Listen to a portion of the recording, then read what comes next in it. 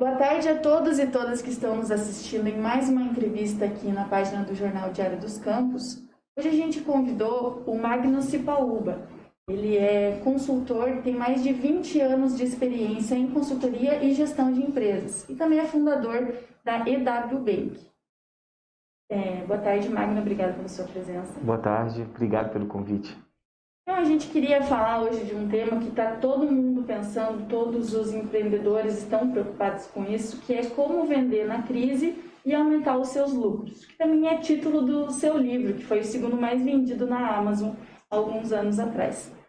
Quais que são as principais dicas em um momento como esse, para quem está empreendendo, para quem já tem aí uma experiência de mercado, o que deve ser feito? Muito bem. Primeiro, crise, a gente precisa interpretar que não é um momento trágico, falando como empreendedor, né? A crise, muitos líderes, eles entendem que a crise é um momento de você poder tomar decisões, às vezes de escolher um novo caminho, uma nova possibilidade para você continuar empreendendo. Então, a crise, ela tem uma conotação, ela vem até de uma palavra grega, né? Que significa que é tomar decisão. Hoje, aqui no Ocidente, a gente entende como crise como algo trágico, fim da linha, acabou. Não, não acabou. Eu posso tomar decisões. A crise é um momento de eu poder repensar nos meus processos. A crise é um momento de eu entender como é que está o meu time, a minha equipe. Será que eu posso melhorar? Será que não é o momento da gente inovar, de se reinventar? E se por onde a gente pode começar? Então, a crise me faz refletir. Às vezes é necessário a crise acontecer para a gente poder melhorar o que nós já temos feito. Então não é de tudo ruim, não é o fim da linha para o empreendedor. Ao contrário, pode ser às vezes até uma nova saída, um insight para ele ter ali uma nova estratégia, momento dele refletir para desenvolver uma nova estratégia e até mesmo dele poder crescer como ele nunca imaginou crescer. A gente tem casos de empresas que, em momentos de crise, quando elas saíram da situação, elas saíram muito bem de como elas entraram, de quando elas entraram na situação difícil, vamos falar. Então, a crise ela precisa ser interpretada de uma maneira mais branda. Essa é a primeira dica. Porque se eu interpretar a crise como o fim da linha, como um momento trágico, eu vou tomar decisões erradas. E essas decisões elas vão ter repercussões, vai prejudicar, vai determinar às vezes o meu futuro. Então tem que ter cuidado. É bom o nosso empreendedor às vezes na crise, ele fala muito assim, cara, e agora eu preciso pagar a conta, eu tenho funcionário, tem fornecedor, tem os custos fixos, e ele fica o dia todo pensando em como pagar a conta. Ele tem que ter esse cuidado especial, porque senão ele vai entrar numa redoma, num ciclo vicioso, onde ele dificilmente vai conseguir sair. Ele precisa entender, ok, estou em dificuldade, mas racionalmente, como que eu posso crescer? Será que há uma possibilidade de eu melhorar o que eu tenho hoje? Será que há a possibilidade de eu criar ou desenvolver, ou trazer, fazer uma parceria para trazer um novo produto para dentro da empresa e esse produto aqui crescer em momentos como esse? Então, ele tem que ter cuidado com as sentenças. Não dá mais, vou fracassar, fim da linha, acabou. Cuidado com a sentença.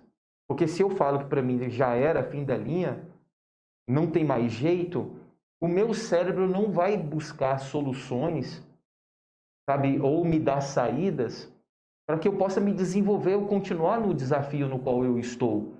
Então, a primeira dica é cuidado com as sentenças. E se porventura você puder pensar de uma outra maneira, eu diria, pensa assim, talvez faça uma pergunta para você mesmo. Se fosse para eu sair dessa situação, por onde eu começaria? Se fosse para eu crescer num momento como esse, de que maneira seria? Você vê que essas perguntas me dão a possibilidade do meu cérebro conversar comigo sobre soluções, trazer soluções alternativas. É diferente de eu falar assim, fim da linha, acabou. Ou seja, não pensa mais, por favor, acabou. Então, acabou é só se eu não pensar mais.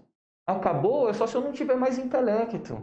Acabou é só se eu realmente desistir desse projeto. O empreendedor, ele pode desistir do produto. Às vezes ele pode desistir do CNPJ, mas ele não desiste do seu sonho. O empreendedor hoje, ele tem um propósito. E o propósito está muito além do produto que ele está vendendo hoje. O empreendedor, ele tem um entendimento que o que ele faz para a população é nobre. Então, ele disponibiliza para a sua comunidade os talentos que ele tem. Independe se ele vende algodão doce, cachorro-quente, churros, se ele é dono de um bar, de um restaurante, ele vai servir a sua comunidade com seus talentos da melhor maneira possível. Então, se ele fechou o seu carrinho de churros, não tem problema. Ele pode abrir um carrinho de algodão doce, mas ele vai continuar servindo bem a sua comunidade. Então, é muito diferente. Não se apegue a produto, não se apegue ao CNPJ, mas tem um propósito muito bem arraigado de que o que você faz é muito importante para a sua comunidade. E se ele parar de fazer o que ele faz, a comunidade perde. E é isso que a gente precisa entender. E é dessa maneira que o nosso empreendedor precisa trabalhar, até mesmo mentalmente. Um pensamento muito difundido é que em meio às dificuldades é que surgem as oportunidades. Mas para quem está passando necessidade, está lutando ali pelo próprio sustento, pelo dinheiro do mês, às vezes é difícil parar, tirar um tempo para pensar no que fazer de novo. Como que ele pode fazer isso em meio a esse furacão de informações e de acontecimentos? Qual que é o norte que o empreendedor deve buscar para tentar reinventar o seu negócio? O empreendedor, ele, às vezes, quando ele começa a passar por dificuldades, eles começam a se isolar. Então, quando ele se isola, ele se torna uma presa muito fácil para o mercado, porque ele só vai pensar de acordo com as informações que ele tem particularmente. E isso nos preocupa. No momento de dificuldade como essa, imagina se ele se isolar e se enclausurar e entrar nesse ciclo vicioso que eu estou falando. Dificilmente ele sai. Agora, imagina se ele, por exemplo, ele começa a conversar com pessoas que têm a mesma mentalidade que a dele. Sabe, no sentido de compartilhar ideias, de trazer soluções. Às vezes ele está precisando de um recurso, ele está precisando de investimento, ele está precisando de dinheiro para pagar a conta. Só que imagina num grupo que ele está conversando de pessoas saudáveis, pessoas de propósito. Imagina nesse grupo que tem pessoas ali que também, talvez ele não tenha dinheiro, mas nesse grupo que ele está conversando, tenha recursos. E essa pessoa está querendo pegar esse seu recurso e aplicar da melhor maneira possível. Você tem noção se eles conseguirem se encaixar, se encontrarem? Isso é o útil com o agradável. Ou seja, eu tenho dinheiro e eu sei que você está passando dificuldade. O que você pode fazer? A gente pode fazer uma parceria de sociedade? Eu posso entrar como seu investidor? Eu sei que o seu restaurante é legal, eu sei que o seu projeto é bacana. Então, eu posso entrar como investidor para a gente poder, até mais na frente, a gente poder franquear esse seu projeto? Eu posso ser o seu sócio?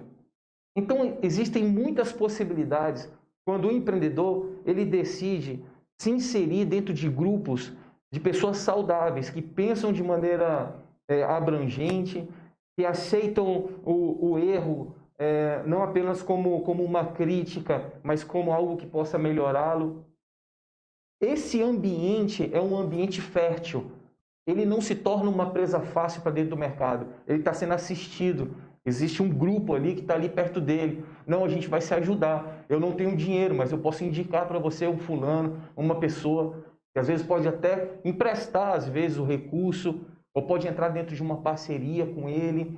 Existem inúmeras possibilidades que podem acontecer quando ele faz parte de um grupo saudável de empreendedores.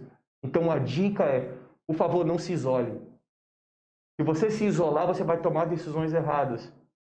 Faça parte de grupos de pessoas que, nesse momento, pensam como você, têm a mesma visão dentro da sua comunidade. Inevitavelmente, você vai ser assistido. É inevitável. E é inevitável também, se você se isolar, você vai ser a pessoa mais prejudicada. Então, a primeira dica é exatamente essa. E não precisa, nós estamos num momento de isolamento social. Agora, nada impede de eu estar com o meu grupo de empreendedores a partir de aplicativos. Nós temos o WhatsApp, que a gente pode fazer os nossos grupos. Nós temos aplicativo que eu posso fazer reuniões por vídeo com as pessoas que fazem parte da minha comunidade empreendedora. O isolamento social precisa acontecer, mas as minhas reuniões, elas não podem parar. As minhas conversas, as dicas, o meu relacionamento não pode parar. Então, essa é a principal dica que eu dou para uma pessoa que está, de maneira emergencial, necessitando de alguma coisa. E não tenha medo de se abrir. Não tenha medo de conversar. Às vezes a gente esconde, poxa, não. Se eu sou empreendedor, eu passo por dificuldades. Eu tenho medo, tenho receio, fico angustiado. Sabe, às vezes a gente fica se escondendo os nossos sentimentos. Não, não precisa esconder. Todo empreendedor, se uma pessoa é empreendedora, ela vai passar por dificuldades, ela vai ter desafios. Então não tenha medo de se abrir. Às vezes ela até se fecha, sabe, esconde o seu sentimento, fica guardando isso no seu dia a dia. Isso pode vir até como uma doença para o empreendedor. É perigoso. Então se abra, mas se abra com pessoas que têm a mesma visão, a mesma paixão de empreender, para as pessoas certas. É importante se abrir. Quando o empreendedor ele vai analisar o seu negócio para ver o que pode mudar, quais que são os principais pontos que devem ser revistos? Primeira coisa é, há quanto tempo eu estou fazendo o que eu estou fazendo? Se o empreendedor, por exemplo, ele percebe que há 6 meses ele não mudou em nada no seu trabalho, aí é um grande perigo. O empreendedor ele precisa ter uma noção que a melhoria ela deve ser contínua. A gente fala de inovação de um sentido muito popular, é se o cara inovou, é meio que inventou a roda, não tem nada a ver. Inovar, a gente entende que é dar pequenos passos de melhoria naquilo que você já tem. Se eu, por exemplo, dentro do meu ambiente, dentro do meu trabalho, eu faço um pequeno ajuste de melhoria no meu dia de trabalho, uma pequena melhoria, eu evoluir um pouquinho. Imagina se eu faço isso todos os dias. Eu dei 365 passos de melhoria ao ano. Então, às vezes a gente precisa, às vezes nós somos muito complexos, sabe? A gente quer criar algo do nada, quer inventar algo. Não é para você inventar absolutamente nada. Apenas pegue o que você tem e busca fazer pequenos ajustes no seu dia a dia, sabe? Para melhorar. E nessa melhoria, sim, você está pronto para competir com qualidade dentro do mercado. Então, o empreendedor ele tem que ter esse entendimento muito bem claro. O primeiro passo que eu preciso dar é, deixa eu enxergar como que eu estou de forma pregressa. O que eu fiz de melhor dessa semana passada para essa outra semana? A minha equipe melhorou em quê? Comportamento em negociação? A minha equipe melhorou no trato da empatia? A minha equipe melhorou no pós-venda? Então eu posso pegar esses pontos que fazem parte do ciclo da minha empresa, de atendimento, de vendas, de funcionamento, eu posso pegar esse ciclo todo e quebrar em partes. E avaliar, semana a semana, o que nós fizemos de diferente. Porque se eu não estou fazendo nada de diferente dentro da minha empresa, como que eu quero um resultado diferente? Albert Einstein falava que esse tipo de pessoa que está fazendo a mesma coisa e está esperando resultados diferentes, ela é insana. Falando popularmente, essa pessoa é doida. Então, quem é o doido para Einstein? É a pessoa que ela está reclamando da vida, mas não está fazendo absolutamente nada para mudar. E o empreendedor, ele precisa ter esse cuidado com ele mesmo. Antes de eu poder cobrar a minha equipe, os meus colaboradores, eu preciso aprender a me cobrar. Eu evoluo. Eu sou o pontapé inicial. Eu sou o comportamento da melhoria. Eu não falo apenas. As pessoas estão vendo que o chefe está melhorando. Eles estão vendo que o chefe está buscando ser diferente. E se os meus colaboradores estão vendo o chefe fazendo coisas diferentes, naturalmente, eles também vão sendo levados a fazer isso também. Você não precisa só falar, você precisa fazer. Então a dica é: acompanhe a sua empresa semana a semana e tenha sim, no final do ciclo dessa semana, tenha esse entendimento. O que nós fizemos de diferente? O que nós vamos levar para a semana que vem, que deu certo essa semana? E o que nós vamos deixar de fazer essa semana? O que nós fizemos essa semana de que não deu certo e nós vamos deixar de fazer para a semana que vem. O acompanhamento, ele é semana a semana, e para ser a semana o acompanhamento, eu preciso estar de olho diariamente nos meus processos. Eu não posso perder essa capacidade de enxergar o meu dia a dia. Um dia perdido para o empreendedor é muita coisa. E a gente tem percebido isso. Pela rotina, pela prática habitual do trabalho, a gente perde essa capacidade de se autoavaliar. E se ele perder essa capacidade, ele perdeu o progresso dele. Em outras palavras, ele está comprometendo o seu próprio futuro, o seu sucesso. Isso é muito preocupante. Perguntaram uma vez para Mikhail Baryshnikov, um dos grandes bailarinos do mundo, qual que é o segredo da sua quase perfeição? E ele disse: eu não busco dançar melhor do que ninguém. Eu busco dançar melhor do que eu mesmo a cada dia. Enquanto no mercado, esse bailarino é um exemplo para nós empreendedores, porque enquanto no mercado as pessoas estão querendo superar o concorrente, todo dia ele acorda para querer ser melhor do seu concorrente. As pessoas excelentes, elas buscam ser melhores do que elas mesmas a cada dia. Eu não estou preocupado com o externo, eu estou preocupado com a minha evolução. Você tem uma longa experiência em consultoria, em gestão de empresas. Ao decorrer desses 20 anos aí que você vem trabalhando com empreendedores, quais que foram os principais erros que você percebeu que os empresários cometem quando eles estão analisando o seu negócio, quando eles estão tentando implementar mudanças? Primeiro erro, ele achar que ele sabe de tudo. Se ele não tiver uma capacidade, por exemplo, de compartilhar as suas ideias e o seu pensamento com as pessoas ao seu redor, com seus pares, ele vai tomar decisões erradas. É inevitável. Se você olhar, por exemplo, para um presidente de uma General Electric, uma das maiores organizações do planeta Terra, centenária GE, Jeff Immelt, ele diz que antes dele tomar uma decisão, ele busca conselhos. Ele é o chefe em geral. É ele que vai assinar. Só que antes dele assinar esse projeto, esse avanço, esse investimento, ele toma nota com as pessoas que estão ao seu redor. Ele vai perguntando. Então é uma pessoa aberta a conselhos. E o que a gente vê hoje é: não, eu faço isso há 20 anos, eu tenho 30 anos que eu já faço isso, já sei de tudo. Eu não preciso de conselhos. Então o empreendedor, ele precisa aprender a se quebrar, a desaprender para poder aprender. E os melhores empreendedores, eles têm essa característica. Eles absorvem o conhecimento e eles são apaixonados por isso, é contínuo. Então, a tomada de decisão do empreendedor, o que eu vejo é, ele toma decisões erradas, porque ele não tem pessoas ao seu redor que possam assisti-lo. E ele não aceita isso. Ele não aceita o conselho. Ele não aceita a orientação. Para ele é uma crítica.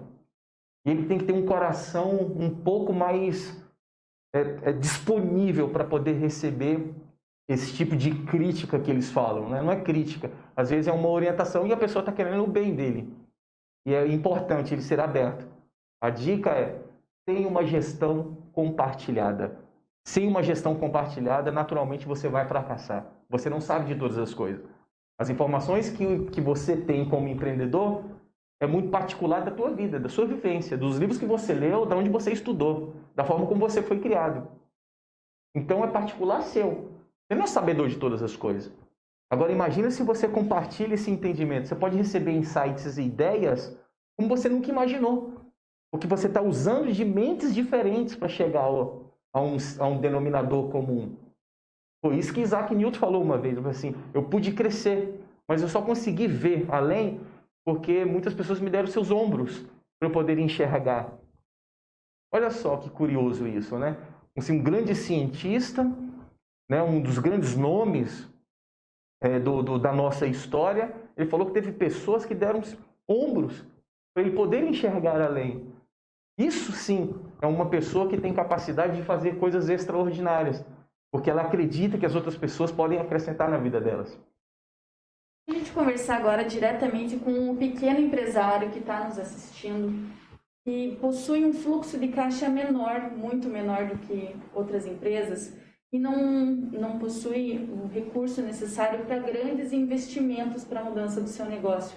Quais que são as mudanças que ele pode ir aplicando na sua empresa para conseguir aí ter êxito mesmo no momento de crise? Primeiro ponto, não se apegue a um produto apenas. O empresário que a empresa funciona a partir de um produto, naturalmente ele vai sofrer variações drásticas. Então, se ele está fazendo algo, um empresário que está fazendo, eu tenho uma hamburgueria, ok, então eu só faço hambúrguer, mas não pode ter pizza? Não, porque eu só faço hambúrguer. Amigo, coloca o seu hambúrguer hoje como um produto. Melhora o nome da sua empresa, Fast Food do Magno Cipaúba. E ao invés de ser só hambúrguer, que você é especialista, também busque o seu talento de excelência em fazer a melhor pizza. Então, eu que não quero hambúrguer, eu sei que o Magno já é excelente em hambúrguer. Será que eu não posso experimentar também a pizza dele? Será que a esfirra do Magno também não é boa? Sabendo eu que a pizza é boa e o hambúrguer também é bom? Então, eu posso manter o mesmo nível de excelência e aumentar o meu portfólio. Eu não preciso abrir mais uma empresa de pizzaria. Eu posso colocar esse produto debaixo dessa minha empresa aqui. E às vezes o investimento não é alto. De repente ele pode fazer uma parceria com alguém para disponibilizar aquele produto para ele e ele poder pagar conforme os recebíveis, nós falamos de consignado. Então ele tem os seus produtos, ele pode fazer parceria com outras empresas para pegar outros produtos e colocar dentro da sua empresa pequena. Ele tem que ter esse entendimento. Não saia direto ao banco para poder pedir empréstimo. Antes de sair para poder pedir empréstimo, tem um entendimento. Esse dinheiro vai acabar. Se eu não conseguir multiplicar esse valor que eu pedi para o banco, ele vai acabar e daqui a pouco eu vou precisar de mais dinheiro e o banco não vai me emprestar.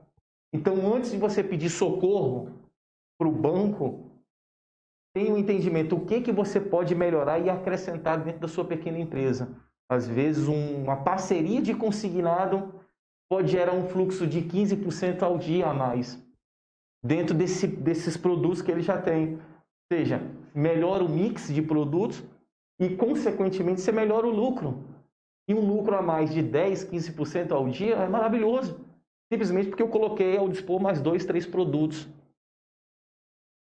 O senhor também é fundador de uma fintech de pagamentos. Falando especificamente sobre o setor financeiro da empresa, como fazer essa análise financeira? O que deve ser observado principalmente nesse momento?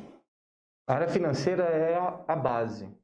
Quando nós estamos falando, por exemplo, de dinheiro entrando e dinheiro saindo, às vezes o pequeno empreendedor, ele acha que aquilo que ele está recebendo de montante ali é dele. Não é dele aquele dinheiro. Aquele dinheiro que ele está recebendo do fluxo do dia a dia é de comprar novos produtos, é dele aprimorar a loja dele. Então tem muita coisa que o pequeno empreendedor às vezes peca e faz com que ele continue num ciclo de dificuldades. Às vezes ele fica pegando muito dinheiro no dia a dia, não tem o entendimento de que essa quantidade de dinheiro que ele recebe é da empresa e precisa ser reinvestido. Ele faz uma confusão porque ele pega para ele também. Ele não estabelece, por exemplo, um salário para ele. Sabe, o microempreendedor, ele vai pegando o dinheiro dele, paga as contas da casa dele no dia, aí já paga o da empresa também, e já faz um outro negócio com esse dinheiro, que não é dele, é da própria empresa. Então ele vai se embananando em muitas coisas. A ideia é, se você pega em dinheiro todo dia, muito cuidado. Você que é microempreendedor, você que é o chefe da sua empresa, é o funcionário da sua empresa e é o gerente da sua empresa, você corre um risco. em misturar as suas finanças. Então, estabeleça um salário que você possa viver em cima desse teto durante 1 ano, 2 anos, e tudo que vier depois ou acima desse salário que você estabeleceu, você pode colocar como um investimento. Tem muito empreendedor que foi pego nessa crise exatamente por isso. Porque ele recebia um alto fluxo de dinheiro diário e fazia um monte de coisas com esse dinheiro. Misturava contas pessoais com as contas da empresa. Ele não estabelece um valor fixo de salário mês. E se ele não estabelece, ele não tem controle. Tudo que entra pode fazer um monte de coisa, paga isso, empresta para aquilo, gasta com aquilo outro. Ele não entende que tantos por cento é da empresa e apenas uma partezinha é salário fixo do mês. De maneira que ele possa pegar esse dinheiro que sobrar, fazer novos investimentos, para que a empresa continue na competição. Ou tenha uma poupança, né? Possa aplicar esse dinheirinho que sobrou num fundo de investimento, procurar um gerente, uma orientação de uma empresa na qual ele possa estar aplicando aquele dinheirinho, aqueles R$50 do dia, aqueles R$100 do dia. Mas se ele aplica R$100 todo dia, quanto que ele não tem no mês? E se ele faz isso por 1 ano apenas, quanto que ele não tem de dinheiro aplicado durante 1 ano? E quanto isso não rendeu para ele no final do ano? Sabe? Então são coisas simples que às vezes o empreendedor, o pequeno empreendedor, no dia a dia, ele não para poder analisar. E como que ele pode fazer essa análise justamente no dia a dia? Qual que é a importância dele manter essa gestão atualizada e, como você falou, fazer uma análise semanal? De que forma encaixar isso na rotina dele?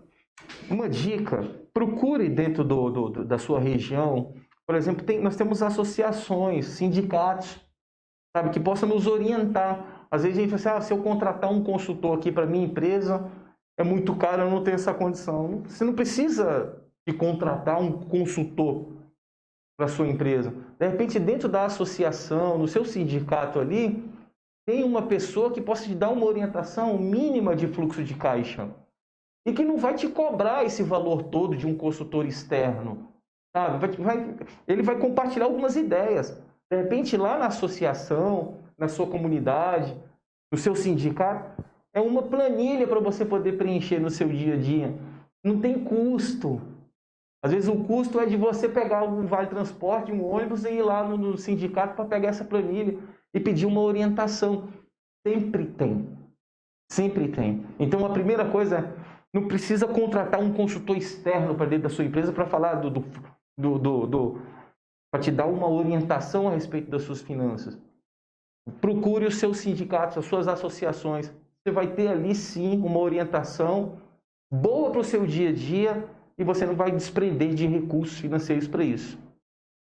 Então, para a gente responder a pergunta principal aqui que a gente teve como intuito na nossa entrevista, como vender na crise e aumentar os seus lucros? Qual que é a trilha que deve ser traçada, que deve ser seguida para conseguir esses resultados melhores? Quando nós estamos falando de venda, nós estamos falando de relacionamento. A venda ela é pura e exclusivamente voltada para relacionamento. O cliente, ele às vezes não é o produto que ele compra. A primeira coisa, ele compra a forma como você se relaciona com ele. E hoje os nossos pequenos empreendedores, médios empreendedores e inclusive os grandes empreendedores têm pecado nessa premissa.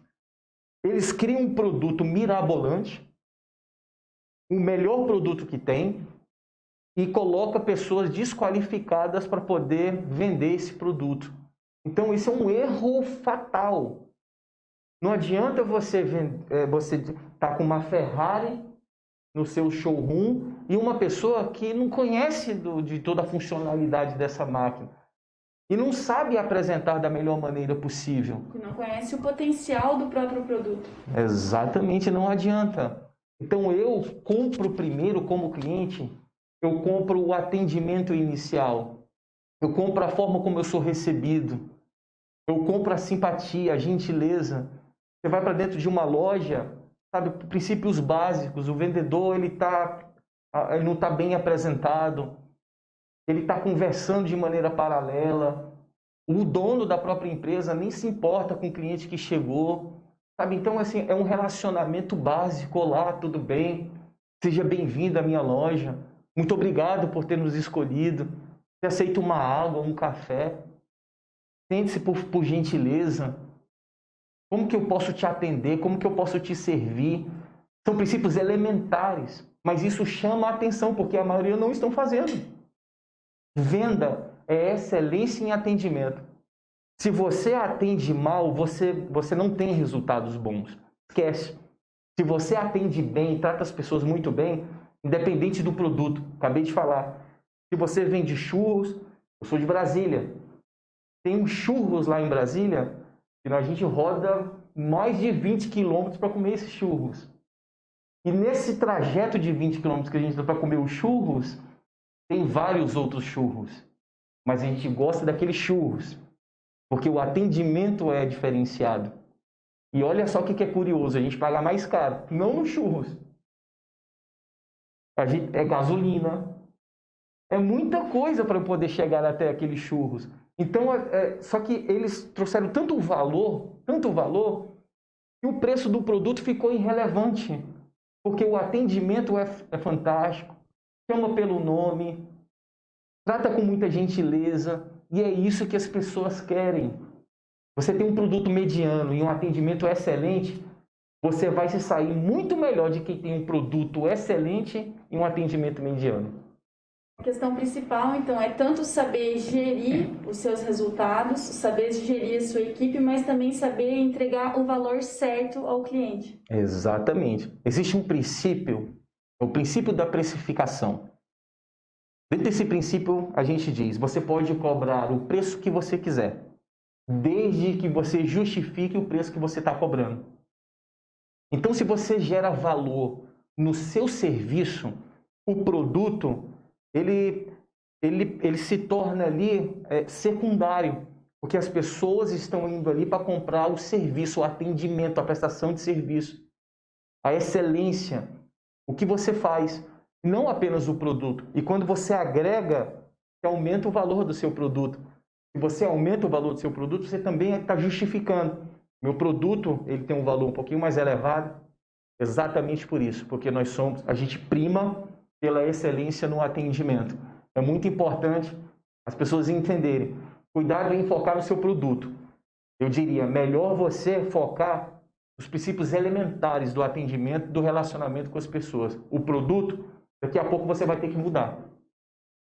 Tá certo. Muito obrigada, Magno, pela sua participação.